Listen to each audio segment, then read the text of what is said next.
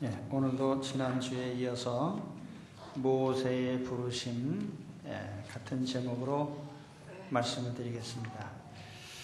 출애굽기 3장과 4장은 하나님께서 모세를 이스라엘의 인도자로 부르시는 장면입니다. 이때 모세의 나이가 80세입니다. 그가 120년을 살았기 때문에 그의 생애로 본다면 3분의 2가 지난 시점이죠.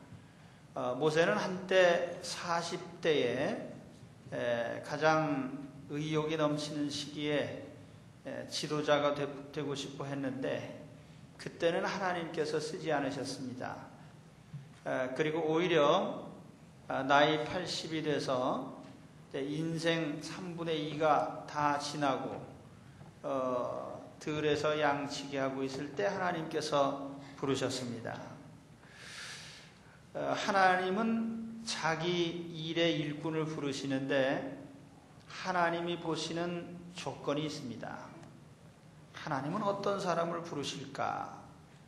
저는 오늘 말씀을 통해서 세 가지를 말씀을 드리려고 합니다. 오늘 우리도 다 누구나 지도자가 되고 싶어하고 높은 자리에 올라가고 싶어하고 또 성공적인 일을 하고 싶어합니다. 그러나 의욕만 있다고 되는 것이 아니죠. 하나님께서 우리를 뽑아서 적재적소에 쓰실 때가 있는 것입니다. 그럼 하나님은 어떤 사람을 부르실까?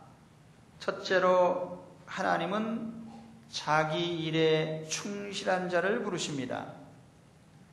모세는 나이 80이 됐지만 그의 장인 이드로의 양을 치고 있었습니다.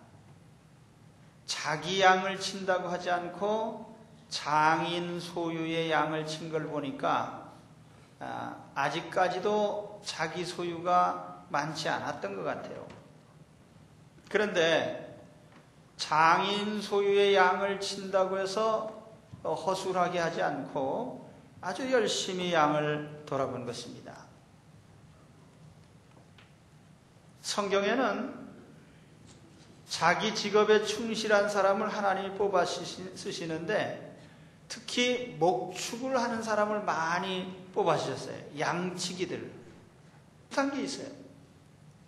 양은 사람과 비슷합니다. 양은 자기의 길을 잘 모릅니다. 안목이 길질 못해서 길을 잘 잃어버리고 헤매기 쉽습니다. 제가 뉴질랜드 어느 그 목장에서 그런 얘기를 들었어요. 양이 길을 잃어버리고 5년간 헤매다가 찾았더라. 인생이 똑똑한 것 같아도 자기 갈 길을 잘 모릅니다. 뿐만 아니라 양은 자기를 보호할 수 있는 능력이 부족해서 항상 공격에 노출이 되어 있습니다.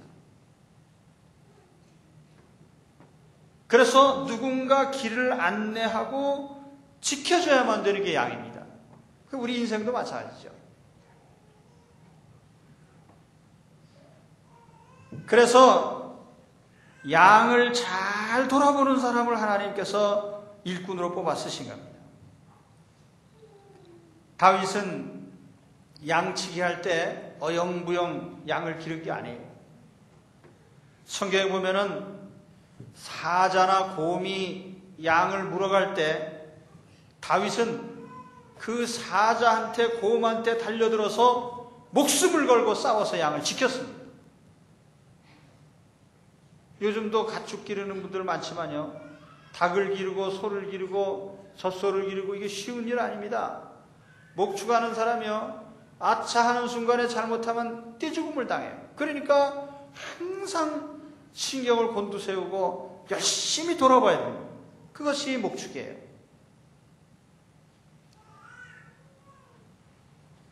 주의 일을 하려고 하는 사람은 먼저 자기 일에 충실해야 됩니다. 어영부영 일하는 사람을 하나님 쓰시지 않습니다. 우리 교회는 그런 사람이 없지만 다른 교회에 보면은요. 주의 일을 한다고 하면서 집안일을 제대로 하지 않는 사람들이 있어요. 가족들한테 밥도 제때 안 주고 빨래도 안 해주고 집안도 청소도 잘 안 하고 허술하게 해놓고 나가서 돌아다니면서 전도를 합니다. 그러면 다른 사람들이 뭐라고 하겠습니까? 너나 잘하세요.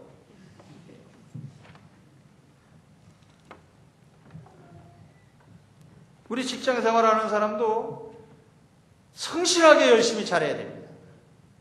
남이 보든지 안 보든지 자기 맡은 일을 불평하지 않고 잘해요. 그러면 다른 사람들이 물어봅니다. 당신 종교가 뭐요? 그때 우리가 점잖게 대답합니다. 나는 예수 믿는 사람입니다.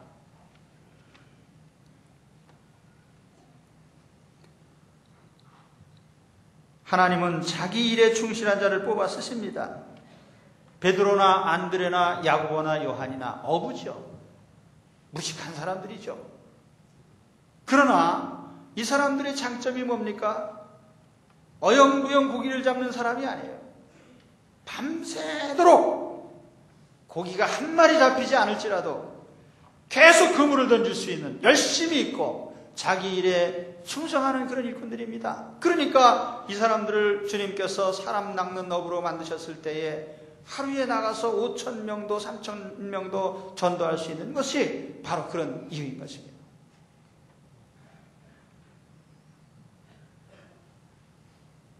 한 가지를 보면 10가지를 알 수가 있어요. 그래서 자기 일에 충실한 사람 남의 일에도 충실합니다. 집안일 잘하는 사람 밖의 일도 잘합니다. 작은 일에 충성하는 사람은 큰 일도 충성합니다. 그래서 우리는 누구의 일을 하든지 남의 눈을 의식하지 않고 일을 열심히 해야 됩니다. 특히 공부하는 사람들 요령 피지 마세요. 이제 수능이 다가오고 있는데 어떻게 하면 점수를 많이 딸까? 그런 생각으로 공부하는 사람 절대로 공부 잘하는 학생이 없어요. 공부 잘하는 학생의 특징이 뭐냐면요, 사물의 이치를 알려고 애를 씁니다. 아, 이게 왜 이런가? 사물의 원리를 알려고 애를 쓰고 사색을 하고 생각을 하고 그렇게 하다 보니까 점수가 올라가는 것이지요. 점수를 따려고 하다 보니까 점수가 올라가는 부분은 없다 이 말이에요. 그래서 공부를 요령 피우면서 하면 안 됩니다. 그래서 공부하는 학생들은 원리에 충실하게 공부를 해야 돼요. 주의 일을 하려고 하는 사람들, 이제 신학교 가는데요. 신학교 갈 사람은 공부 더 잘해야 됩니다. 어영부영 공부해가지고 신학교 가면은요, 엉터리 주의 종이 돼요. 야망만 갖지 말고요, 자기 일에 충실한 사람들이 되시기 바랍니다. 세상에 보면 의욕 넘치는 사람 많아요. 나는 이거 하겠다 저거 하겠다, 나는 미래의 소망이 뭐요. 우리 예수 믿는 사람들도요, 요즘 비전이라는 말을 참 많이 씁니다. 예수 믿는 사람들 무슨 비전 비전을 갖는다고 다 되는 게 아니라 거기에 걸맞게 자기 일에 충실해야 됩니다. 하나님은 자기 일에 열심히 있는 자를 쓰십니다. 그 다음에 두 번째로 하나님은 이웃의 아픔을 아는 자를 쓰십니다. 이웃의 아픔을 아는 자, 남의 형편을 살피는 자, 이걸 이제 다른 말로 하면 사명이라고 할 수 있겠죠. 사명, 자기 사명을 아는 자. 하나님께서 모세를 부르실 적에 떨기나무 불꽃 가운데서 부르셨어요. 모세가 어느 날 양을 데리고 호렙산 시내산 근처로 이렇게 가는데 이렇게 보니까 거기에 웬 나무에 불이 붙어 있습니다. 그래서 이게 성경에 떨기나무 이렇게 돼 있는데, 떨기나무가 뭔가? 시내산에 갔더니 카타리나 수도원이라는 데가 있어요. 그래서 거기 떨기나무를 보러 갑시다 그래가지고 줄 서가지고 봤더니 아무것도 아니에요. 떨기나무라는 말은 이게 덤불이 우거진 그런 나무라는 뜻입니다. 관목이에요. 그건 뭐 별 볼 일 없는 나무. 영어로는 이제 버쉬라고 했습니다. 버닝 버쉬. 타오르는 관목, 별 볼 일 없는 나무죠. 그런데 이 불타는 나무가 아무리 지켜봐도 타서 없어지질 않아요. 모세가 가까이 다가갔더니 하나님께서 모세야, 모세야 부르십니다. 네, 제가 여기 있습니다. 내가 있는 곳은 거룩한 곳이니까 내 발에 신발을 벗어라. 하나님이 그 자리에 임재하여 계신 걸 모세가 알았어요. 두려워하고 있는데 왜 하나님은 모세에게 불타는 떨기나무를 보여주셨을까요? 그 불타는 떨기나무는 바로 이스라엘을 상징하는 겁니다. 이 떨기나무라고 하는 거 별 볼 일 없는 나무인데요. 외형상으로 보면은 이스라엘은 별 볼 일 없는 노예 족속이죠. 불타고 있다는 것은 큰 고통 속에 있는 것을 나타냅니다. 그래서 오늘 말씀에도 바로 하나님께서 말씀을 하셔요. 여호와께서 가라사대 내가 애굽에 있는 내 백성의 고통을 정령히 보고 그들이 그 간역자로 인하여 부르짖음을 듣고 그 우고를 알고. 하나님께서 고통받는 이스라엘, 마치 불타는 관목과 같이 뜨거운 아픔과 고통을 당하는 네 동족들을 내가 보라 이겁니다.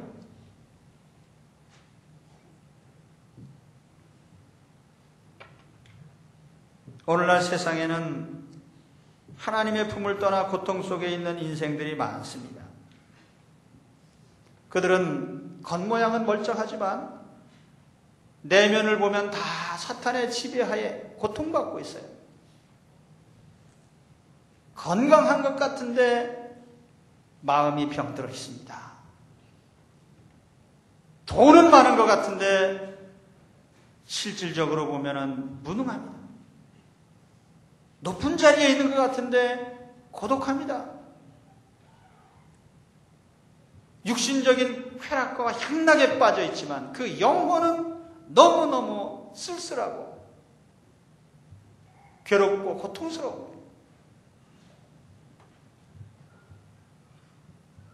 그것이 바로 하나님 믿지 않는 세상의 현실입니다. 하나님은 모세에게 10절 말씀에 명령하셨습니다. 이제 내가 너를 바로에게 보내어 너로 내 백성 이스라엘 자손을 애굽에서 인도하여 내게 하리라. 사명을 주신 겁니다. 모세야, 너는 불타고 있는 저 나무처럼 고통받고 있는 내 백성 이스라엘을 너는 알고 있느냐? 그 사람들을 내가 구해내야 될 텐데 바로 네가 가서 구해야 되겠다.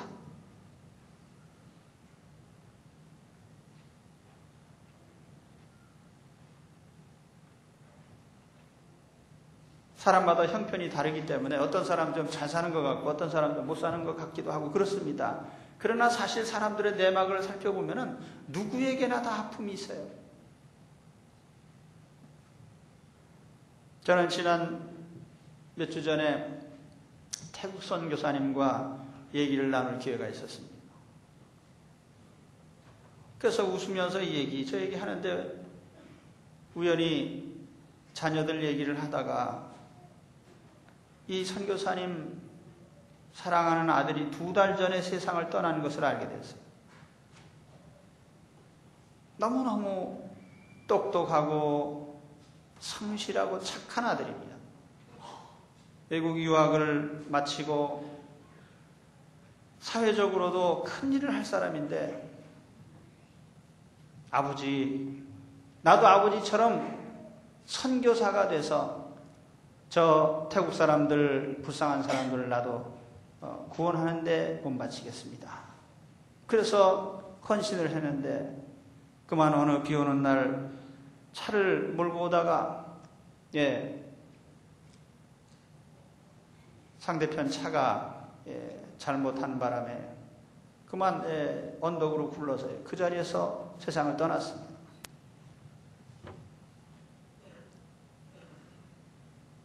그래서 그 얘기를 들으면서 우리가 같이 마음 아파했습니다. 웃으면서 얘기한다고 해서 사람이 다 즐거운 거 아니에요? 사람마다 다 아픔이 있어요. 장애인 자녀들을 품에 안고 있는 부모님들도 있습니다. 병든 가족을 수발하는 가족들도 있습니다. 사업에 실패하고 혹은 인생의 큰 좌절 가운데 낙심하고 있는 사람들도 있습니다.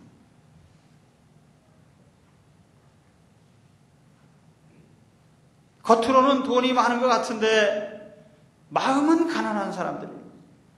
높은 자리에서 호령하고 있는 것 같은데 너무 고독한 이런 인생들이 세상엔 많이 있는 것입니다. 그래서 따지고 보면 우리는 다 불쌍한 사람들이죠. 하나님은 모세에게 네 동족의 아픔을 내가 보느냐? 바로 네가 저들을 구해내야 되겠다. 오늘 여러분, 하나님 우리를 부르신 이유가 뭐겠습니까? 나 하나 잘 먹고 잘 사는 것도 중요한 일이겠지만 우리가 함께 이웃의 마음 아파하는 사람들을 돌아보는 것이 우리의 사명이죠. 자기만을 보는 사람을 하나님은 불러 쓰시지 않습니다. 다른 사람의 아픔을 볼 수 있는 자들이 되십시오. 하나님은 그런 사람을 불러 쓰시는 거예요. 저는 대학교 2학년 될 때까지요, 내 인생의 목표는 그냥 적당히 공부해서 취직해가지고 그냥 먹고 사는 거였어요. 인생이 참 별 볼 일 없는 인생이죠. 그냥 그럭저럭 먹고 살다 가는 게 인생의 목표니까. 근데 제가 하나님께서 저에게 결정적인 계기를 주셨어요. 내 생명을 그런 데다 쓰겠느냐. 오늘 여기 모세처럼요. 영규야, 내 인생을 어디다 쓰겠느냐. 그래서 저는 주의 종이 되는 결심을 했습니다. 때때로 저는 물론 눈에 보이는 어떤 목표를 설정하고 나가고 그게 교회 일이죠. 그러나 제가 하고 있는 가장 마음에서 깊이 하고 있는 일 가운데 하나는 고통당하는 사람들의 소리에 귀를 기울이는 겁니다. 언젠가는 제 친구 하나가 전화를 했어요. 야, 내가 마음에 고민이 있는데 누구한테 얘기할 데도 없고 마누라한테도 얘기 못하고 네가 목사니까 너에게 얘기를 해야 되겠다. 무슨 얘기냐? 그랬더니 자기가 가만히 생각해 보니까 죽을 병에 걸린 것 같다 이거예요. 그러냐? 만나서 한번 얘기를 했어요. 그랬더니 얼마쯤 후에 전화가 왔습니다. 야, 네 말대로 했더니 아무것도 아니더라. 사람이요, 큰 일도 아닌데 마음의 고통 속에 있는 사람들이 있어요. 그걸 듣는 것이 우리의 귀한 사명입니다. 아픔을 나눈다는 거예요. 괴로움을 나누는 거예요. 여러분, 다른 사람들의 아픔에 관심을 갖기 바랍니다. 하나님은 바로 그런 사람을 들어쓰십니다. 그리고 세 번째로 하나님은 겸손한 사람을 불러 쓰십니다. 모세는 지도자가 되고 싶어서 큰 열망이 있던 사람이에요. 그래서 40대 때는요, 누가 시키지도 않았는데 나가가지고 보니까 히브리 사람끼리 싸우고 있어요. 그래서 심판을 받습니다. 야, 너희들 같은 민족끼리 싸우면 되냐?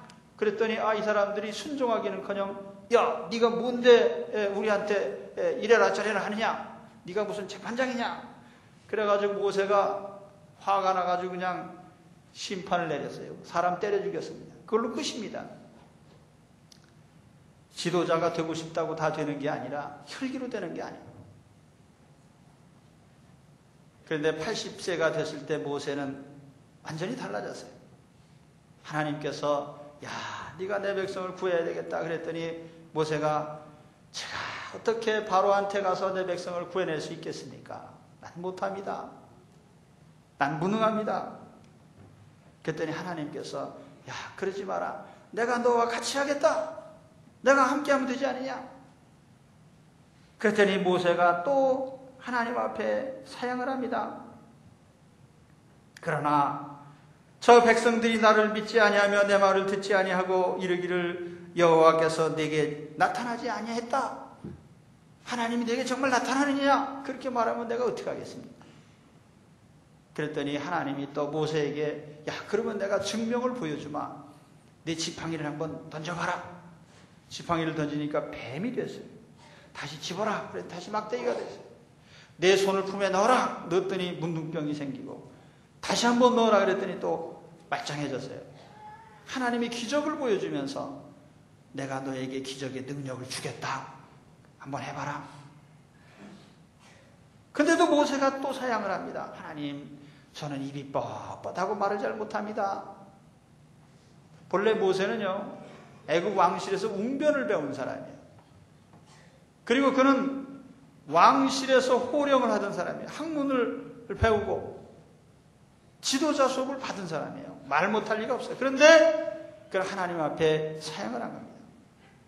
그랬더니 하나님께서 야, 그래? 그러면 네 대신에 네 형님, 모세에게는 3살 위에 형님이 있어요. 아론이라는 형님이 있는데 내 형은 말을 잘하지 않느냐? 그럼 형하고 항상 같이 다니면서 일을 해라. 그래도 모세가 또 사양을 합니다. 하나님, 저는 도저히 안 되겠습니다. 보낼 만한 사람을 보내십시오. 그랬더니 하나님께서 그때는 화를 내셨어요. 야, 내가 그렇게 얘기를 했는데 너 못하겠다 하면 되겠냐? 그랬더니 그때서야 모세가 순종을 했습니다. 겸손이란 뭡니까? 자기의 분수를 아는 거죠. 인생이 얼마나 허약하고 나약한 존재인지를 아는 것. 내가 할 수 있습니다가 아니라 하나님, 나는 할 수 없습니다. 나는 무능한 인생입니다. 하나님 앞에 진토임을 기억하는. 이사야 선지자가 말한 대로 풀의 꽃과 같은, 풀은 마르고 꽃은 시들어버립니다. 정말 이 백성은 풀과 같은 백성이로구나. 인생의 연약함을 철저히 깨달았을 때에 하나님은 그런 모세를 들어 쓰셨습니다. 오늘 여러분, 우리도 세상에서 좋은 일꾼 되고 싶습니다. 남보다 앞서서 지도자도 되고 싶고 인도자도 되고 싶고 그렇습니다. 그렇다면 오늘 우리는 나를 내세우기 전에 겸손하게 자기를 낮추는 분들이 되시기를 바랍니다. 하나님 앞에 겸손할 때 하나님께서 그런 사람을 들어 쓰시는 거예요. 그러므로 하나님의 능하신 손 아래서 겸손하라. 때가 되면 너희를 높이시리라. 오늘 하나님께 쓰임받는 일꾼에 대해서 3가지 말씀드렸죠. 첫째로는 자기 일에 충실해야 되겠다. 큰 일이든 작은 일이든 자기 일을 충실히 감당하는 사람을 하나님이 불러 쓰십니다. 둘째로는 이웃의 아픔을 느끼고 아는 자가 되어야 됩니다. 나 홀로 인생이 아니라 다른 사람들은 어떤 마음의 아픔을 갖고 있을까? 이걸 우리가 헤아리는 사람이 되어야 됩니다. 그리고 3번째로는 겸손한 마음을 가져야 돼요. 하나님 앞에 내가 얼마나 무능한 인생인지를 철저하게 깨달을 때요.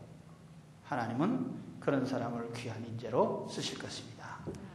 오늘 그래서 내가 나를 자천해서 내가 잘 되는 사람이 아니라 하나님께서 보시고 뽑아 쓰시기 때문에 귀한 인재로 쓰임받는 그런 여러분들이 되시기를 주의 이름으로 축원합니다.